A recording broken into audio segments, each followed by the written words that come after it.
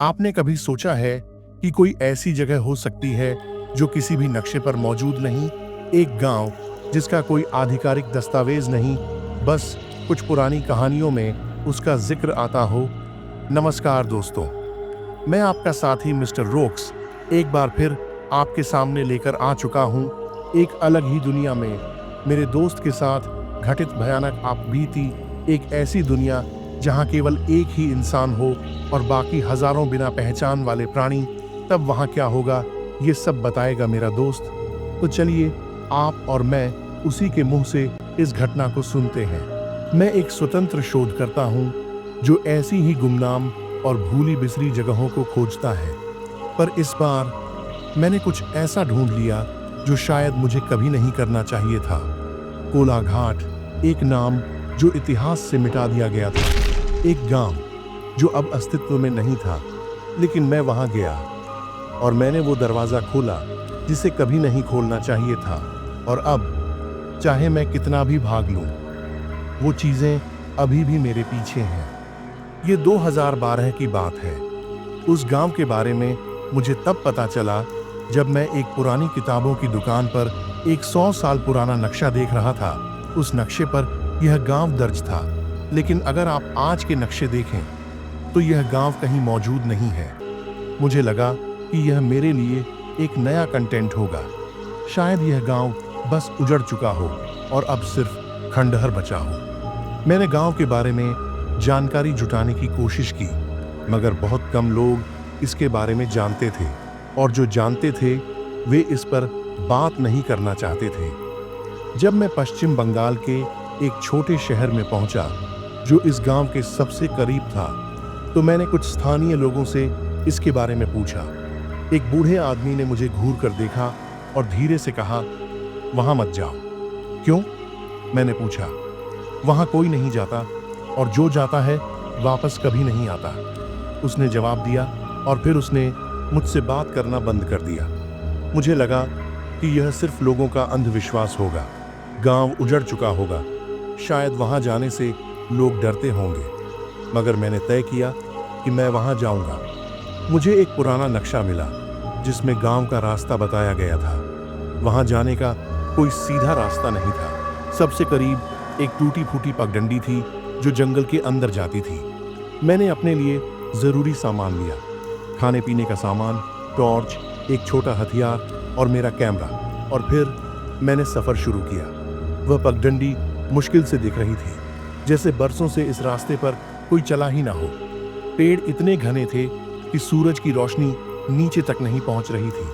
वहां एक अजीब सा सन्नाटा था, परिंदे भी नहीं चहचहा रहे थे। जैसे जैसे मैं आगे बढ़ा, मुझे महसूस हुआ कि हवा ठंडी हो रही थी, मगर वह ठंड किसी सामान्य ठंड जैसी नहीं थी। वह शरीर जमा देने वाली ठंड थी। फिर मैंने एक अजीब चीज देखी। रास्ते के किनारे लगे पेड़ों की छाल पर अजीब निशान थे, नाखूनों जैसे, गहरे खरोंच, जैसे किसी ने पेड़ों पर पंजे मारे हों। मुझे अजीब लगा, मगर मैंने इसे नजरअंदाज कर दिया। मैं आगे बढ़ता रहा। घंटों चलने के बाद मुझे कुछ दिखाई दिया। एक पुराना टूटा फूटा लकड़ी का बोर्ड, उस पर लिखा था कोला घाट। आखिरकार मैं उस गांव तक पहुंच चुका था। गांव पूरी तरह वीरान था। टूटे हुए मकान जिनकी छतें गिर चुकी थीं, झाड़ियां और बेलें दीवारों पर चढ़ चुकी थीं। ऐसा लग रहा था कि यह गांव बरसों से खाली पड़ा हो, मगर यहाँ कुछ था जो मुझे परेशान कर रहा था। यहाँ कोई इंसान नहीं था, फिर भी ऐसा महसूस हो रहा था कि कोई मुझे देख रहा था। गांव के बीचों बीच एक पुरानी हवेली थी। बाकी घरों के मुकाबले यह हवेली ज्यादा अच्छी हालत में थी। मैंने सोचा कि अगर मुझे गांव के इतिहास के बारे में कुछ पता करना है तो मुझे उस हवेली में जाना होगा। मैंने अपने कैमरे को ऑन किया और हवेली की ओर बढ़ा। हवेली के दरवाजे खुले थे, मगर अंदर गहरा अंधेरा था। जैसे ही मैंने अंदर कदम रखा, मेरे पैरों के नीचे लकड़ी चरमराई।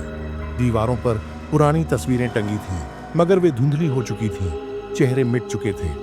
मैंने धीरे धीरे आगे बढ़ना शुरू किया। हवेली के अंदर अजीब सी गंध थी। मेरी नजर ऊपर गई। वहां एक बालकनी थी, लेकिन मुझे लगा कि वहां कोई खड़ा था। मगर जब मैंने पलक झपकाई तो वहां तो कुछ नहीं था। कमरे के सबसे आखिरी हिस्से में एक दरवाजा था, बड़ा, भारी, लकड़ी का बना हुआ। मगर मेरे सालों के एक्सपीरियंस में यह दरवाजा बाकी हवेलियों से अलग था। बाकी सब कुछ पुराना और टूटा हुआ था, मगर यह दरवाजा नया लग रहा था। मेरे कदम अनजाने में उसकी ओर बढ़ने लगे। मैं नहीं जानता क्यों, मगर मुझे इसे छूने की इच्छा हो रही थी। मैंने हाथ बढ़ाया। जब मैंने वह दरवाजा खोला तो मुझे लगा कि मैं अब भी उसी हवेली के अंदर हूं, मगर नहीं, मैं वहां नहीं था। दरवाजे के उस पार एक गलियारा था, लंबा, संकरा और पूरी तरह अंधेरे में डूबा हुआ, जैसे मानो कोई सुरंग हो। मैंने अपने फोन की टॉर्च जलाई, मगर रोशनी ज्यादा दूर तक नहीं जा रही थी। ऐसा लगा जैसे यह अंधेरा कोई आम अंधेरा नहीं था, बल्कि एक ठोस चीज थी जिसे हटा पाना मुश्किल था। मेरे पीछे हवेली अब भी थी, मगर कुछ बदल गया था। जब मैंने मुड़कर देखा तो दीवारों का रंग गहरा हो गया था। लकड़ी की महक जो पहले थी अब पूरी तरह गायब हो चुकी थी। मुझे आज भी याद है कि मैंने वह दरवाजा खुला छोड़ा था, लेकिन जब मैंने देखा तो वो दरवाजा बंद हो चुका था। मैंने खुद को समझाया कि शायद यह बस एक पुरानी सुरंग है, शायद यह हवेली का कोई गुप्त हिस्सा है जो बाहर किसी और जगह खुलता होगा। मैंने सोचा कि अगर मैं बस सीधा चलता जाऊं तो शायद मुझे बाहर निकलने का कोई रास्ता मिल जाए। तो मैं आगे बढ़ा। मैं नहीं जानता कि मैं उस गलियारे में कितनी देर तक चला, शायद कुछ मिनट या शायद कई घंटे, मगर वह खत्म ही नहीं हो रहा था। हर कुछ दूरी पर मुझे ऐसा लग रहा था कि मैं एक ही जगह से दोबारा गुजर रहा हूं। दीवारों पर अजीब निशान थे, जैसे किसी ने वहां कुछ लिखने की कोशिश की हो, मगर फिर उसे मिटा दिया गया हो। तभी मुझे कुछ सुनाई दिया, हल्की, धीमी फुसफुसाहट। मैं ठिठक गया, टॉर्च की रोशनी आगे डाली, मगर वहां कुछ नहीं था और वो आवाज भी बंद हो गई। मैंने अपनी सांस रोकी और फिर से आगे बढ़ा, मगर 2 कदम चलने के बाद वह आवाज फिर से आई, इस बार ज्यादा पास से। तुम यहाँ क्यों आए हो? ये मेरा कोई भ्रम था या किसी की कोई चाल, या सच में वहां कोई था? मैंने अपने होठों पर जबान फेरी और हिम्मत करके पूछा, कौन है?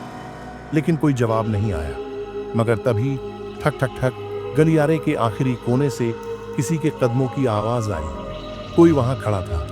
तुम यहाँ क्यों आए हो? वही आवाज दोबारा गूंजी। इसके बाद मैं वहां नहीं रुका। मैंने भागना शुरू कर दिया। मैं गलियारे से भागता गया। मेरी टॉर्च की रोशनी कांप रही थी और फिर अचानक गलियारा खत्म हो गया। मैं एक शहर के बीचों बीच खड़ा था। हाँ, शहर, लेकिन एक चीज तो मैंने वहां पहुंचते ही नोटिस कर लिया कि यह कोई आम जगह नहीं थी, क्योंकि वहां की सड़कों पर कोई नहीं था। मगर ऐसा नहीं था कि यह जगह वीरान थी। ऐसा लग रहा था जैसे यहाँ लोग अभी कुछ पल पहले थे और बस अचानक गायब हो गए। सड़क पर गाड़ियां थीं, मगर वे रुकी हुई थीं। कुछ जगहों पर दुकानें खुली थीं, मगर अंदर कोई नहीं था। लैंप पोस्ट जल रहे थे, मगर उनके नीचे कोई परछाई नहीं थी। वहां की हवा स्थिर थी, आसपास कोई आवाज नहीं थी, मगर फिर भी मुझे ऐसा महसूस हो रहा था जैसे मैं वहां अकेला नहीं था। मैंने अपने कैमरे को ऑन किया और चारों ओर देखा, मगर कैमरे की स्क्रीन पर कुछ अजीब था। वहां हल्की हल्की आकृतियां दिख रही थीं, जैसे धुंधली परछाइयां। फिर मैंने सड़क के दूसरे छोर पर किसी को खड़ा देखा, कोई इंसान या कोई आकृति। वह बहुत दूर था, मगर मैं जानता था कि वह मुझे देख रहा था। और फिर उसने हिलना शुरू किया, धीरे धीरे मेरी तरफ बढ़ा। मुझे नहीं पता क्यों, मगर मेरा शरीर बर्फ की तरह ठंडा पड़ गया। मैंने खुद को पीछे खींचा, मगर मेरे पैर जमीन से चिपक गए थे। मेरी सांसें तेज हो गई, मैं हिल भी नहीं पा रहा था। और फिर मेरे कानों में एक धीमी खुरदुरी आवाज आई, खेल शुरू होने वाला है। मेरे अंदर जैसे बिजली दौड़ गई। मैं पलटा और पूरी ताकत से दौड़ पड़ा।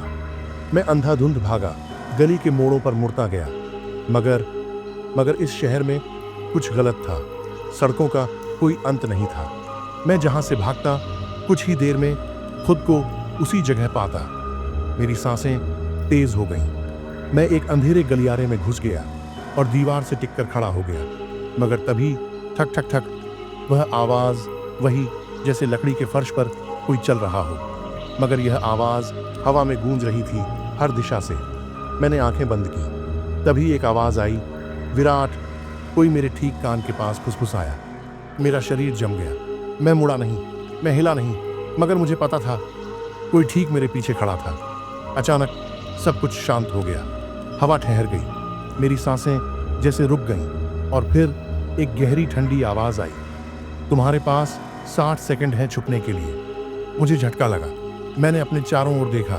गलियारा में अब भी अंधेरा था। तभी उल्टी गिनती शुरू हुई। मैंने और कुछ नहीं सोचा, मैं वहां से दौड़ पड़ा। तभी मुझे सामने एक दरवाजा दिखा और मैं उसके अंदर घुस गया। कमरा खाली था, सिर्फ धूल और सड़ांध की गंध थी। मैंने कोने में पड़े पुराने कपड़ों और लकड़ी के टुकड़ों के नीचे खुद को छुपा लिया। तभी फिर आवाज आई, 10। मैं वहां कोने में पड़ा पड़ा कांप रहा था। मैं बिल्कुल भी हिल नहीं रहा था। मुझे बस इंतजार करना था, बस कुछ मिनट, और फिर सुबह होने तक बस मुझे छुपा रहना था। तभी फिर आवाज आई, 10, 9, 8। मैंने अपनी आंखें बंद कर ली। तभी फिर आवाज आई, 3, 2, 1। तुमने अच्छा छुपने की कोशिश की, मगर हम तुम्हें देख सकते हैं। मेरा शरीर सुन्न हो गया, मेरी उंगलियां जम चुकी थीं। मैंने हिलने की कोशिश नहीं की, सांस भी रोके रखी, मगर तब कुछ अजीब हुआ। कमरे की दीवारें हिलने लगीं, हवा भारी हो गई। कमरे के कोने में अंधेरा और भयानक होने लगा। तभी एक और आवाज आई, अगर तुमने हिलने की कोशिश की तो खेल यहीं खत्म हो जाएगा। मैंने अपनी आंखें कसकर बंद कर लीं। शरीर एकदम जाम हो चुका था, मगर तभी एक ठंडी बर्फ जैसी उंगलियां मेरी गर्दन पर सरकीं। मैं इसके बावजूद भी नहीं हिला। शाबाश, वह आवाज फिर गूंजी। चलो देखते हैं कितनी देर टिकते हो। मुझे नहीं पता कि मैं कितनी देर वहां छुपा रहा। यह 1 घंटा हो सकता है या पूरी रात। मगर जब मैं उठा, वहां सब कुछ बदल चुका था। मैंने हिम्मत जुटाई और धीरे धीरे बाहर निकला। गलियों में कोई नहीं था, मगर फिर भी मुझे लग रहा था कि कोई मुझे देख रहा है। फिर मैंने देखा कि एक इमारत की छत पर कोई खड़ा था, मगर वह इंसान नहीं था। उसकी आकृति इंसानों जैसी थी, लेकिन उसका शरीर थोड़ा मुड़ा हुआ था, जैसे उसकी हड्डियां गलत जगह पर जुड़ी हों। और सबसे अजीब बात, उसकी परछाई उलटी थी। मेरे सीने में अजीब सा डर समा गया। यह जगह किसी भी नियम को नहीं मान रही थी। यह एक भूल भुलैया थी जो खुद को हर पल बदल रही थी। और अब मुझे यकीन हो गया था कि यह खेल कभी न कभी मुझे हरा ही देगा। मुझे वहां से बाहर निकलना था, मगर कैसे, ये मुझे बिल्कुल समझ नहीं आ रहा था। वहां कोई दरवाजा नहीं था, कोई रास्ता नहीं था। मगर तभी मुझे कुछ महसूस हुआ कि मेरी जेब में कुछ हिला। मैंने जल्दी से जेब में हाथ डाला और फोन निकाला। फोन चालू था, मगर स्क्रीन पर कुछ अजीब था। घड़ी अभी भी वही समय दिखा रही थी जब मैंने पहली बार दरवाजा खोला था। तब अगर यह सच में एक खेल था तो इसे किसी नियम पर चलना चाहिए, और अगर यहाँ आने के लिए एक दरवाजा था तो जाने के लिए भी कोई रास्ता होना चाहिए। मेरे पास सिर्फ एक विकल्प था, मुझे दोबारा वही दरवाजा खोजना था। मगर मैं नहीं जानता था कि वो कहाँ था, और सबसे बुरी बात, वे जो भी थे वो अब भी मुझे देख रहे थे। अगर मैं भागता तो शायद वे मुझे पकड़ लेते। अगर मैं छुपा रहता तो मैं हमेशा के लिए इस शहर में खो जाता। मुझे इस खेल में जीत हासिल करनी थी। मैंने अपने डर को कंट्रोल किया और सड़क के बीचों बीच खड़ा हो गया। मैंने जोर से कहा, मैं और नहीं छुपूंगा। अगर तुम्हें मुझे पकड़ना है तो यहाँ मेरे पास आकर पकड़ो। कुछ देर तक तो कुछ नहीं हुआ। शहर पूरी तरह शांत था, मगर फिर हवा तेज हो गई। मेरे चारों ओर बिल्डिंग्स की खिड़कियां एक एक करके बंद होने लगी। सड़क पर जल रही बत्तियां धीरे धीरे बुझने लगी, और फिर वे दिखने लगे। वो सैकड़ों नहीं, हजारों थे। उनका पूरा शहर बसा हुआ था। सभी की शक्ल इंसानों जैसी थी, मगर उनके चेहरे नहीं थे। वे धुंधली परछाइयों की तरह दिख रहे थे। वे धीरे धीरे मेरी तरफ बढ़ने लगे, मगर मैं भागा नहीं। मैं जानता था कि अगर मैं हिला तो यह खेल मेरे साथ ही खत्म हो जाएगा।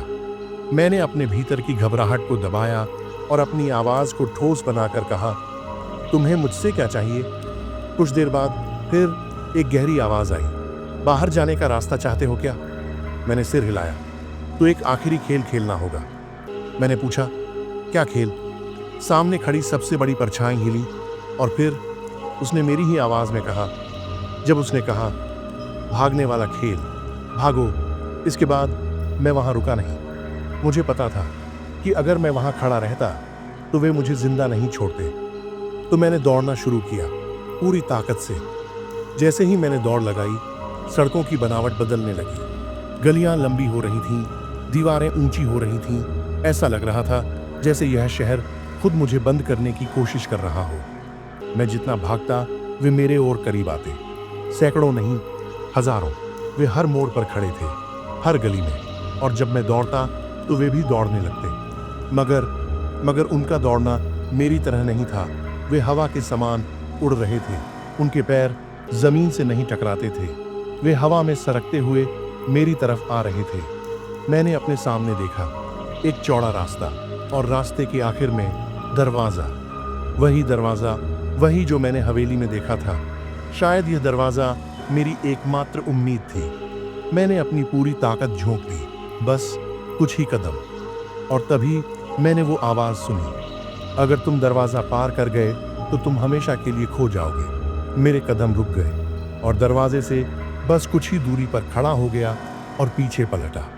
उस सबसे बड़ी परछाई ने अपने हाथ फैलाए और तब मैंने देखा, उनकी आंखें थीं, गहरी, काली, और उन आंखों में सिर्फ एक ही चीज थी, वो थी भूख। अगर तुम वापस जाना चाहते हो तो हमें कुछ देना होगा। क्या? मैंने डरते हुए पूछा। या तो तुम खुद हमारे पास आ जाओ या तुम हमें किसी और को देकर यहां से जाओ। मेरी रीढ़ की हड्डी में ठंडक दौड़ गई। मुझे किसी को इन्हें सौंपना होगा, मगर किसको? मैं तो वहां अकेला था। तभी मुझे याद आया, वो आदमी जिसने मुझे इस खेल के नियम बताए थे, जिसने कहा था कि वह बरसों से यहां फंसा हुआ था। अगर मैंने उसे सौंप दिया तो शायद मैं बाहर जा सकता था, मगर क्या मैं किसी को ऐसे मरने के लिए छोड़ सकता था? मैंने दरवाजे की ओर देखा। रोशनी तेज हो रही थी। जैसे ही मैं थोड़ा और आगे बढ़ा, मेरी जेब में रखा फोन वाइब्रेट करने लगा। पहली बार स्क्रीन पर समय बदला था। सुबह के 6 बजने वाले थे। सूरज निकलने में बस 1 मिनट रह गया था। तभी वो सारी परछाइयां मेरी ओर बढ़ने लगी। मुझे अब फैसला करना था। मैंने अपनी आंखें बंद की। मैंने अपनी पूरी ताकत से चीखा, मैं किसी को नहीं दूंगा। अगर तुम्हें मुझे ही लेना है तो आओ और ले लो। कुछ देर तक तो कुछ नहीं हुआ। फिर हवा थम गई और अचानक एक आवाज आई। तो ठीक है। मैंने अपनी आंखें खोली और दरवाजे की तरफ देखा। रोशनी अब बहुत तेज हो गई थी, मगर परछाइयां अब भी मेरे पास थीं। मुझे लगा कि अब सब कुछ खत्म हो चुका है। मैंने हार मान ली थी, मगर तभी सूरज की पहली किरण मेरे चेहरे पर पड़ी और इसके साथ ही एक जोरदार चीख पूरे शहर में गूंज उठी। सैकड़ों परछाइयां हवा में तड़पने लगी। अंधेरा भी रोशनी के आगे हार मान चुका था। इमारतें कांपने लगी और फिर सब कुछ बिखर गया।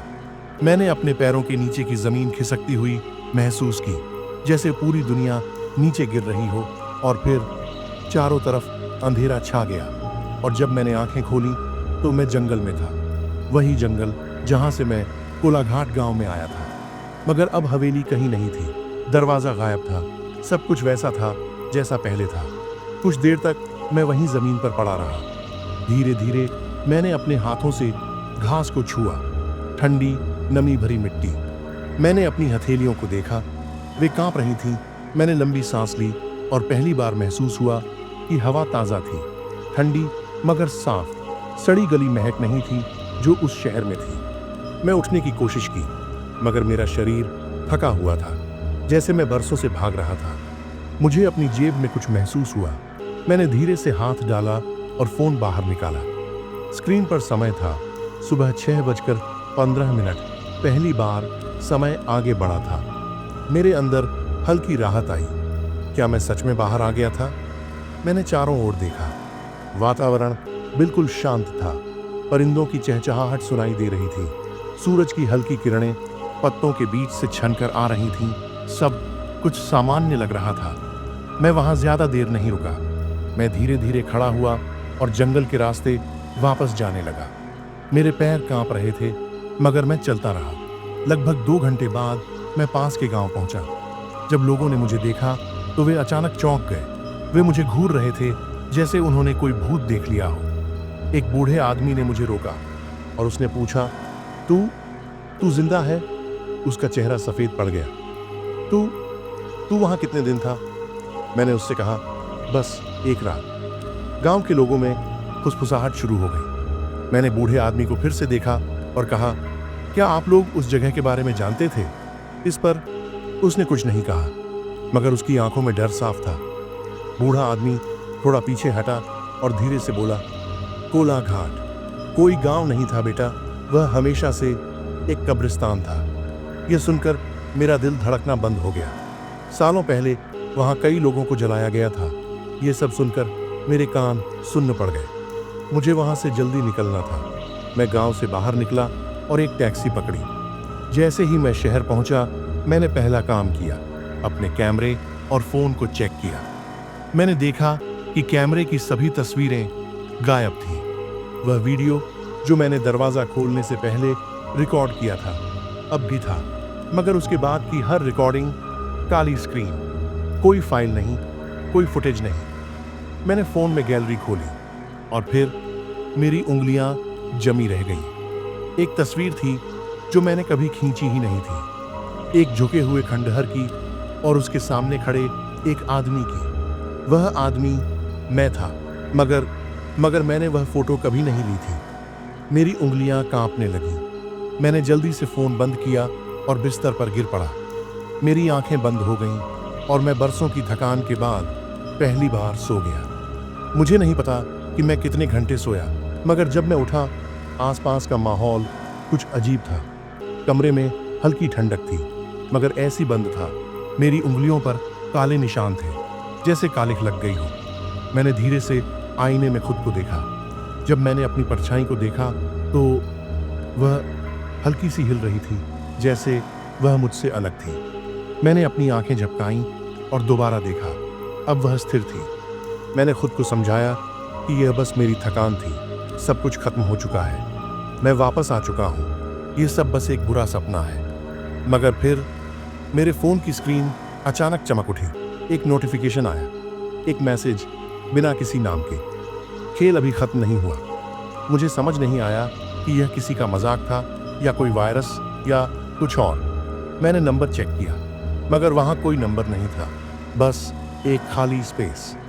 मैंने उस रात कोई सपना नहीं देखा, मगर जब सुबह उठकर बाथरूम गया और शीशे में खुद को देखा, मेरी आंखों के नीचे काले घेरे और गहरे हो गए थे। ऐसा लग रहा था जैसे मैं हफ्तों से सोया नहीं था। मैंने जल्दी से मुंह धोया और खुद को सामान्य दिखाने की कोशिश की, मगर जब मैं बाथरूम से बाहर आया तो मैंने देखा कि कमरे में जो घड़ी थी उसकी सुइयां धीरे धीरे उलटी घूम रही थी। मैंने गहरी सांस ली और कमरे से बाहर निकला। मैं सोच रहा था कि यह सब मेरी थकान का असर है, या शायद मैं अभी भी वही बुरे सपने देख रहा हूँ। मगर फिर कुछ ऐसा हुआ जिससे मुझे यकीन हो गया कि यह सपना नहीं था। दरवाजे के नीचे से किसी ने कागज का एक टुकड़ा अंदर सरकाया। मैंने धीरे से उसे उठाया। उस पर सिर्फ 3 शब्द लिखे थे, तुम्हारा खेल खत्म समझो। मैंने हिम्मत जुटाई और धीरे से पीप होल से बाहर झांका, लेकिन वहां कोई नहीं था। मेरे हाथ कांपने लगे। मैंने धीरे से पर्दा हटाया और खिड़की के बाहर देखा। सड़क खाली थी, वहां कोई नहीं था, बस अंधेरा और हल्की पीली रोशनी। मगर फिर मैंने ऊपर की तरफ देखा, वहां कोई था। एक आदमी वह सामने वाली इमारत की छत पर खड़ा था, एक लंबा पतला शरीर और बिना चेहरे का सिर। और जैसे ही मैंने उसे देखा, उसने अपनी गर्दन को हल्का सा झुका दिया, जैसे उसने भी मुझे देख लिया हो। मेरा शरीर जम गया। मैंने पर्दा झटके से बंद किया और दीवार से लगकर बैठ गया। मेरी सांसें तेज हो गई थीं। मैंने फोन उठाया, कोई भी नंबर डायल करने की कोशिश की, मगर स्क्रीन काली हो गई। और फिर धीरे धीरे वही आवाज आती है, खेल अभी खत्म नहीं हुआ। मैं समझ चुका था कि मैं वहां से भाग आया था, मगर मैं पूरी तरह उनसे बचा नहीं था। वे अब भी मुझे देख रहे थे। कोलाघाट गांव, वो हवेली, वो दरवाज़ा। मैंने सोचा था कि वह सब पीछे छूट चुका था, मगर नहीं। जो कुछ भी वहां था वह अब भी मेरे साथ था। उस रात के बाद से मेरी जिंदगी धीरे धीरे बोरियत और अजीब सी लगने लगी। छोटी छोटी चीजें अजीब होने लगी। मेरी परछाई कभी कभी 1 सेकंड देर से हिलती। मेरी घड़ी बार बार उलटी चलने लगती। मैं किसी भी शीशे में खुद को ज्यादा देर तक नहीं देख पाता। और फिर लोगों का व्यवहार बदलने लगा। जब भी मैं किसी भीड़ में होता, मुझे हमेशा लगता कि कोई मुझे घूर रहा है, मगर जब मैं पलटता तो वहां सब कुछ सामान्य रहता। मेरे दोस्त कहते कि मैं अजीब दिखने लगा हूं, मगर जब मैंने आईने में खुद को देखा तो मैं पहले जैसा ही था। एक रात जब मैं अपने कमरे में था, मैंने महसूस किया कि मैं अकेला नहीं हूं। मैंने धीरे धीरे पीछे मुड़कर देखा तो वहां कुछ साए लटक रहे थे। धन्यवाद।